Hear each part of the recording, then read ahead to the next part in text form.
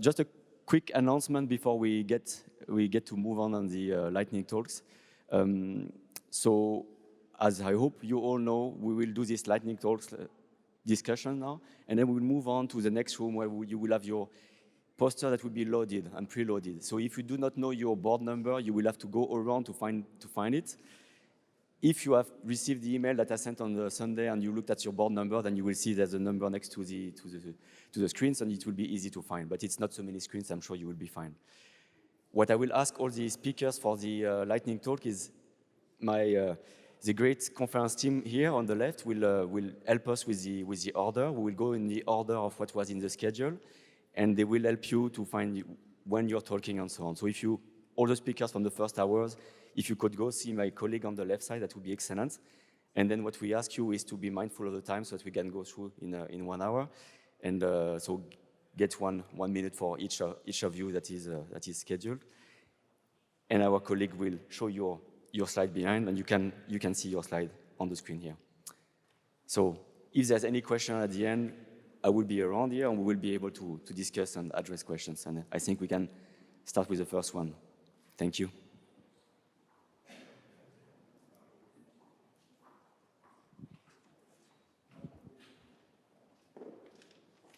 So, ladies and gentlemen, I have the pleasure to present the first talk, and I will be talking about modeling low-frequency acoustical propagation in shallow water wedge.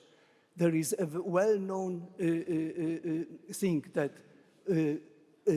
underwater sound of very low frequencies may propagate over several tens of kilometers. And I would like to now, on the basis of the geoacoustic model, like a 3D benchmark model of the fluid wedge with the elastic bottom, which is shown here for this configuration with the point source in the water and the receiver on the sloping bottom, to explain this phenomenon. And I will explain it using the theoretical approach. It's a method of generalized ray. In my poster, in 1 hour, you can learn about this, and then I show you that the theoretical model predicts that the recorded pressure is composed of 3 waveforms.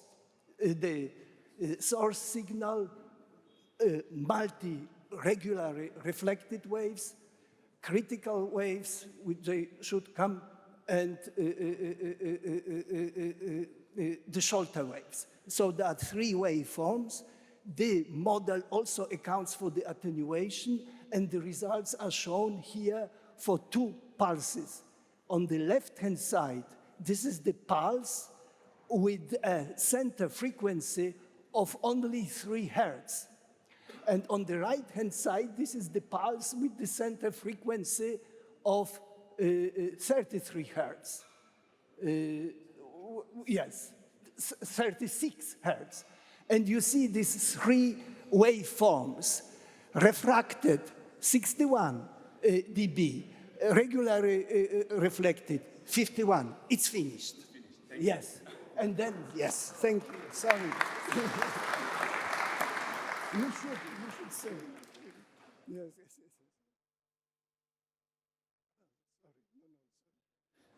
So, good morning. I will not go to physics. It's more about tsunami.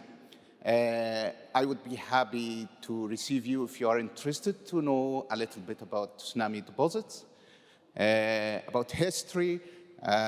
For the first time, we could spot some tsunami deposits in one of the most important cities in Eastern Mediterranean, Alexandria, in a very spectacular location near to the Royal Quarter. If you are interested to know about what happened to the city in the 4th century, I will be happy to receive you at panel 2. Thank you.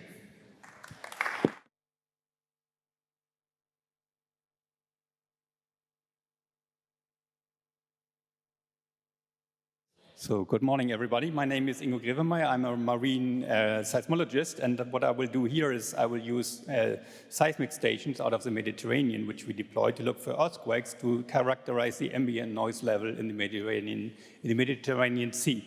However, so we don't know precisely what the basic background level is, and therefore I use stations from the CTBTO all over the ocean basin to make a kind of characterized background reference model. And I will show you in my presentation today so how noise levels are differently between different basins and like a gateway to the Mediterranean Sea. Thank you very much.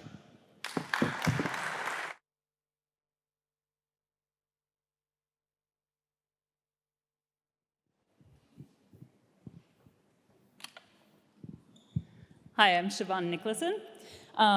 With the climate in the Arctic changing faster than anywhere else on Earth, we can no longer rely on past or even current observations to predict ocean acoustic propagation or the ocean acoustic environment going forward. So global Earth system models are a way to investigate changes to geophysical systems under future climates. Here we're looking at the US Department of Energy's Energy Exascale Earth System model to see how well it estimates parameters controlling Arctic Ocean acoustic propagation. We compare sound speed profiles and acoustic travel times in the middle based on the model output with measured quantities in the Canada Basin. And we discuss how the results compare, long-term trends, and implications for understanding Arctic Ocean acoustic propagation going into the future. Okay.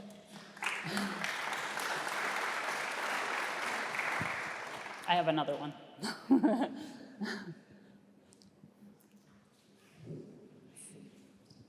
I have one more. The next slide is also mine.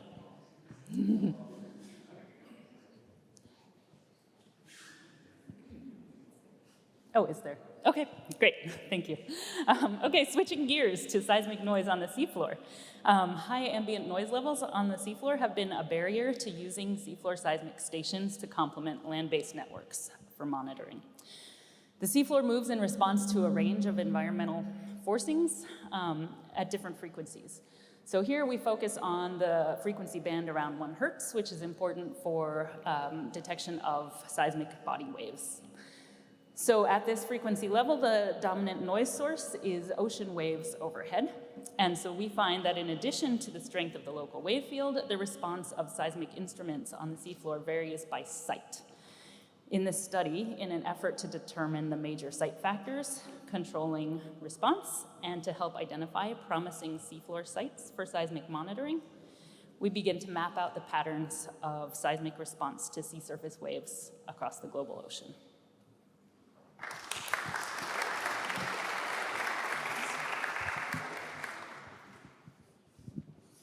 Thanks for coming out early in the morning with the social event last night.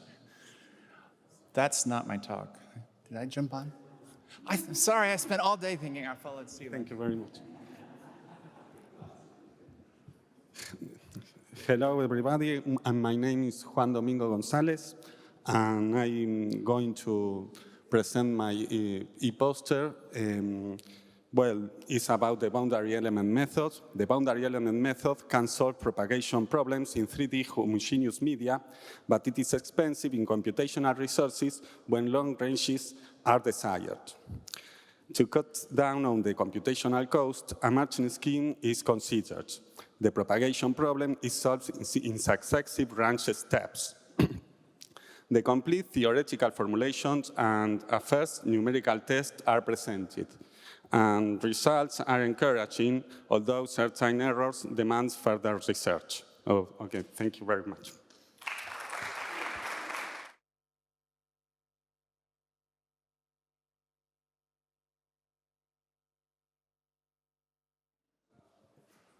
Hello, my name is Dirk Metz.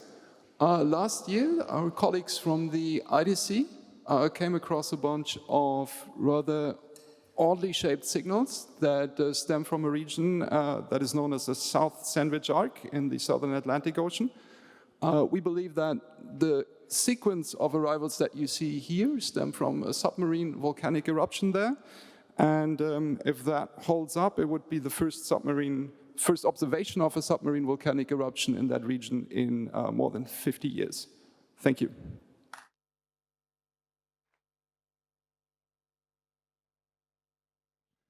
Let's try this again. So my name is Kevin Heaney, and I'm pleased to present a talk with a bunch of colleagues from CTBTO. We're doing improvements to hydroacoustic processing utilizing 3D ocean acoustic propagation. So for 50 to 20 hertz sound, which the seismologists think of as very high frequency, and the underwater acoustics people think of as low frequency, the ocean is shallow, and if it's shallow, then waves diffract and refract and bounce and propagate three-dimensionally. And so we've been working on three-dimensional acoustic models to integrate with the IDC processing system. So the plot on the bottom left is the coverage of the Diego Garcia's south site, and you can see that sound bends around continents and shelves and islands. And the plot on the bottom right is the travel timetables also computed using 3D parabolic equations. So thank you.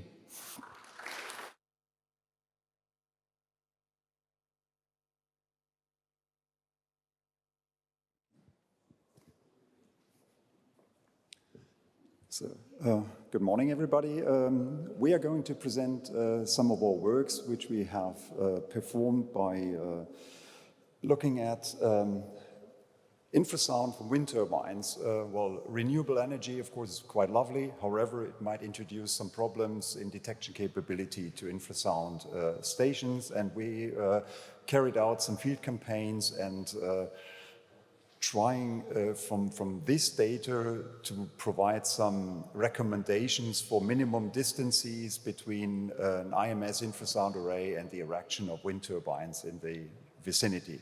And if you want to learn more of what we have done and what we have achieved, come and visit our poster. Thanks.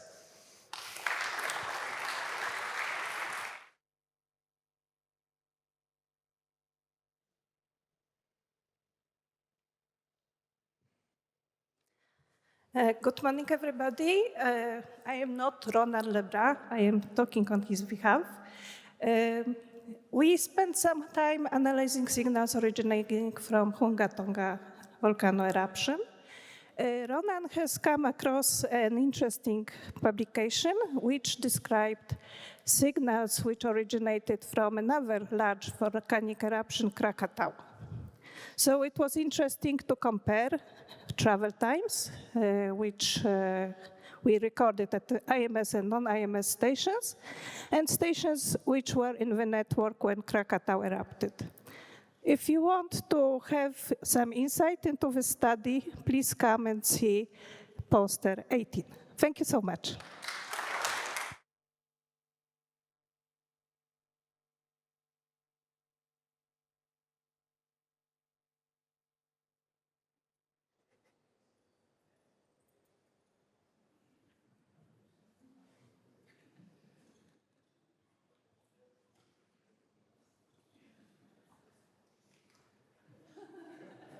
I can continue, but I haven't. No, it's not mine. Yes, it's mine.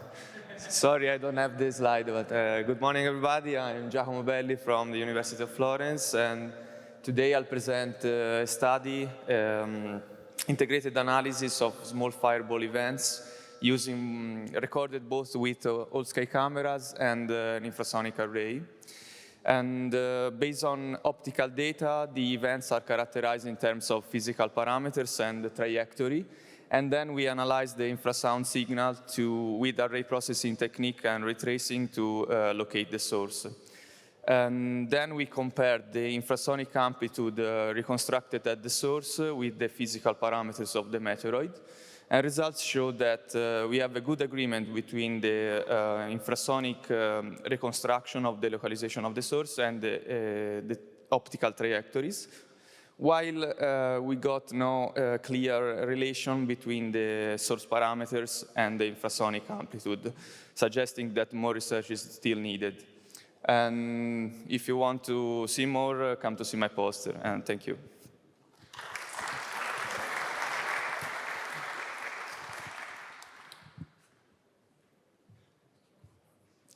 Hi, I'm a geonatanist Kintner at Los Alamos. This is some actual work that I did looking at the earthquakes before and after the 2022 Tonga explosion there. And we did some high precision source characterization using the surface wave observations from there. You can see some of that work there in the figure. And it ends up telling a very interesting story. So I'm happy to discuss it. So thank you.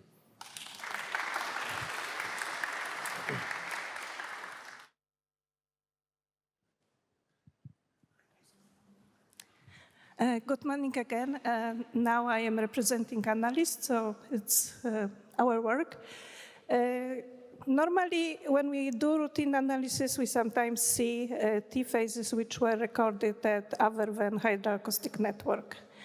We looked at 23 years of our bulletins to identify stations at seismic and infrasound network, which recorded hydroacoustic signals. And you can see in the map the ones which we identified.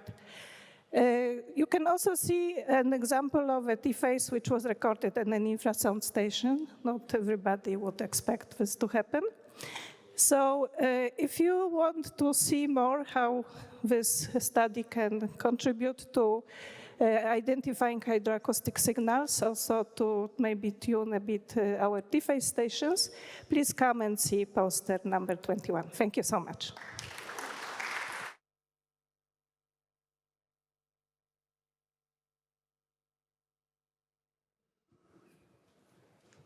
Good morning. My name is Yasmin Hamid Shamkhi from Iraqi National Data Center.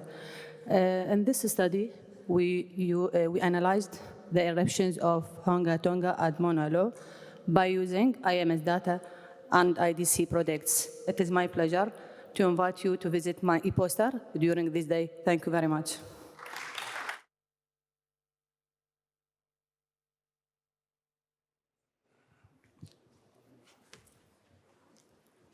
Good morning, everyone. My name is Uche Madu, and I work with the Nigerian Atomic Energy Commission. In the course of the Tonga eruption, we examined the foreshock and the aftershocks. You can come and visit my poster, and we will deliberate on what we found. Thank you very much.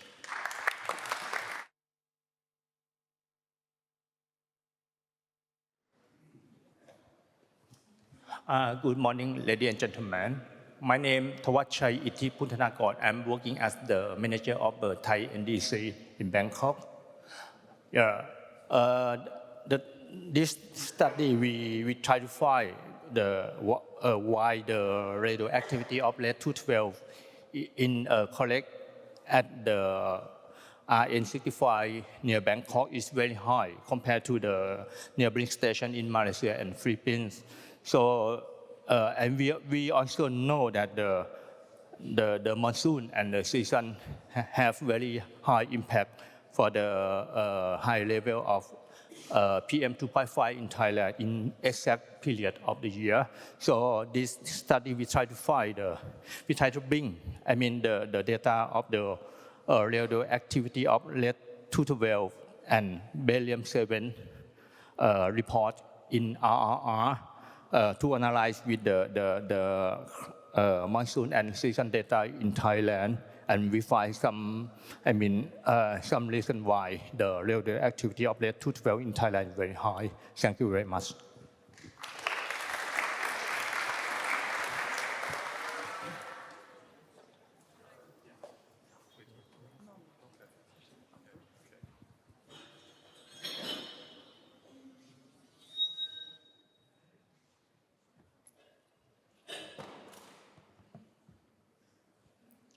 Hello, everybody. My name is Andrea Chong. I'm from the Lawrence Livermore National Laboratory, and today on my poster I'll be talking about the seismic network expansion project in the Caucasus in Central Asia.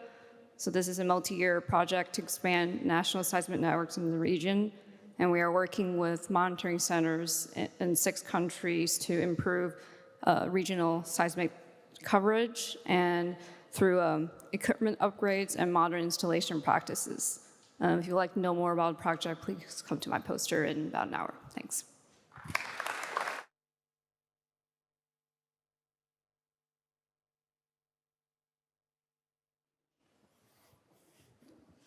Well, Good morning, everybody. I'm Duccio Gheri. I am a PhD student of Florence University. The research that I will present is on monitoring volcano with the infrasound array of IMS network. In particular, I conduct an evaluation on 16 infrasonic IMS array in order to detect volcanic eruption, adapting a local infrasound early warning system to global observation, using infrasound data of the last decade.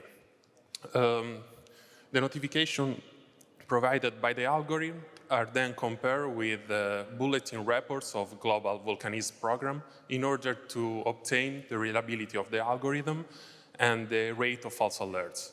Results show that the algorithm is able to provide the reliable notification considering also the low false alert rate. For further details, come to see my poster. Thank you.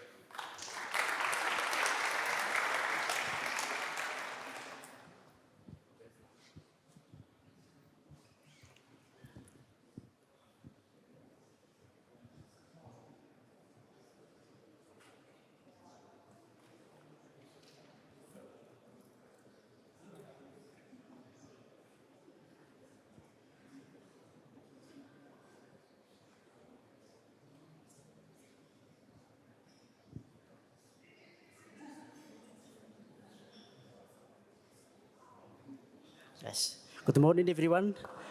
My name is Bernardo. I come from Madagascar, and this poster is about tsunami warning. What is the main objective? We did some simulation from the Sumatra event on 24th of April this year. We did some mapping, inundation and evacuation zone. So if you want to learn more about this station, please visit on our poster. Thank you.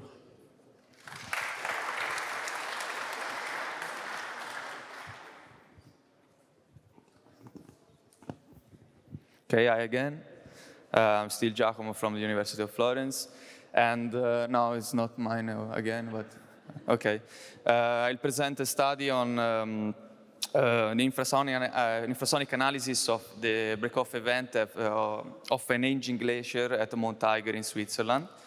The collapse generated a broadband signal consisting of a higher frequency infrasonic signal followed by a lower frequency oscillation, dispersive one. And the high frequency component was analyzed with array processing techniques, and the results are used to estimate the velocity and the volume of the collapsing mass. And then the lower frequency component is modeled with a simple fluid dynamic problem. And this study highlights the potential of using infrasonic arrays to detect and characterize break-off events at glaciers. For further details, come to see my poster, and thank you again.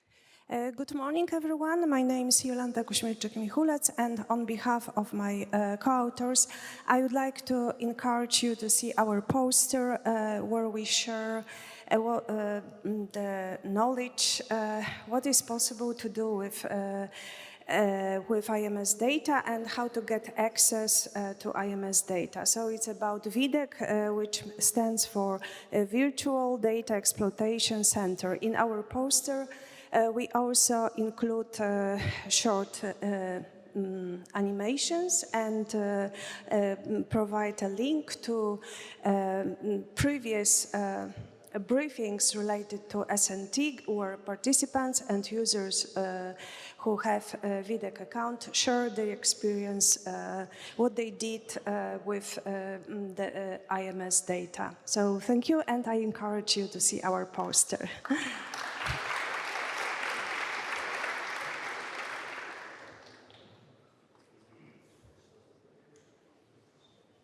Hello again. I would like to encourage you as well to see another poster where this time we present a short study related to using IMS data for the purpose of study climate change that we observe at one of IMS stations that is in the region of Spitsbergen. So if you ask yourself whether environmental measurements from the IMS network of the CTBTO be used to evidence climate change. So we provide the answer. So please come and see the results presented on our poster. Thank you.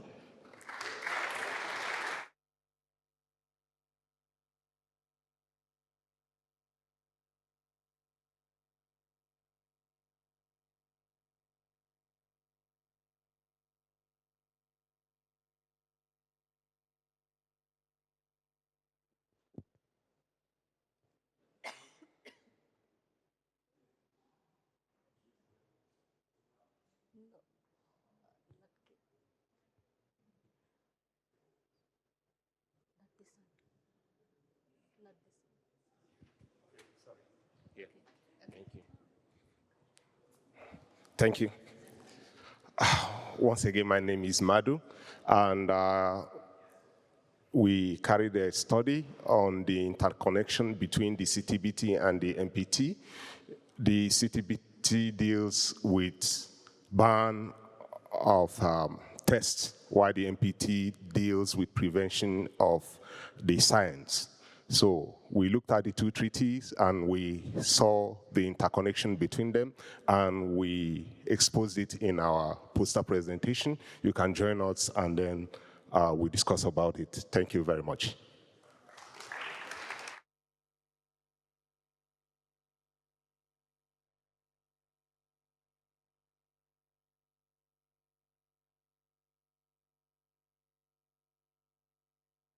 Hello, I'm Dr. Mahfouza Parveen, Associate Professor, Department of Environmental Science and Disaster Management in Daffodil International University, Bangladesh. So here actually in my poster, I have presented that I want to use CTBT's data for the research purpose and for the in disaster management sector in Bangladesh. And also I want to involve my students as youth involvement, to increase the youth involvement in CTBTO.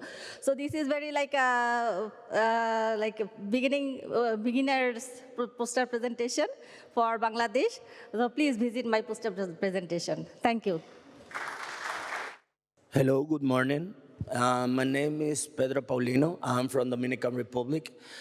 I'm gonna have a poster about dating paleo tsunami with strontium. We, in our island, it is in the Caribbean. The island of Hispaniola is divided in two countries. We have support some kind of seismic activity during time. Last time was 1946. So we're trying with using strontium and RF, X-ray radiometric,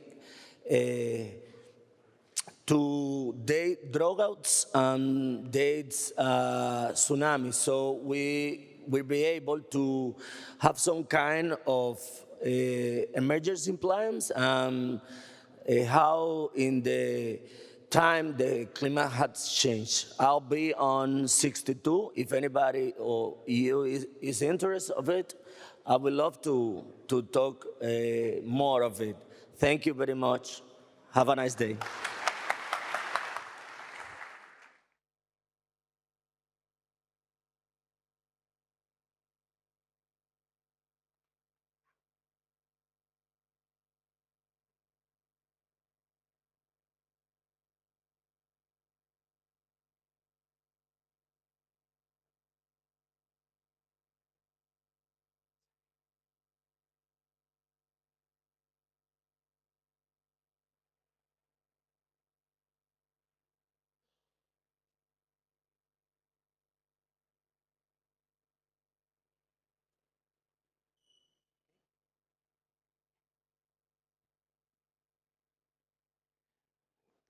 Thank you. Good morning. My name is Robin Yani. I am from Guatemala. We use the data from APG Auxiliary Station 37 to monitoring earthquakes. APG is located in the border of major tectonic plates, North American and Caribbean. In 2018, we detect 2 moderate earthquake, and through APG, do the high quality waveform, we detect another 33 earthquakes, and we estimate the distance, average distance and magnitude, and we estimate one sequence like main shock plus aftershock. APG currently is used by routinary monitoring earthquake in my country. Thank you.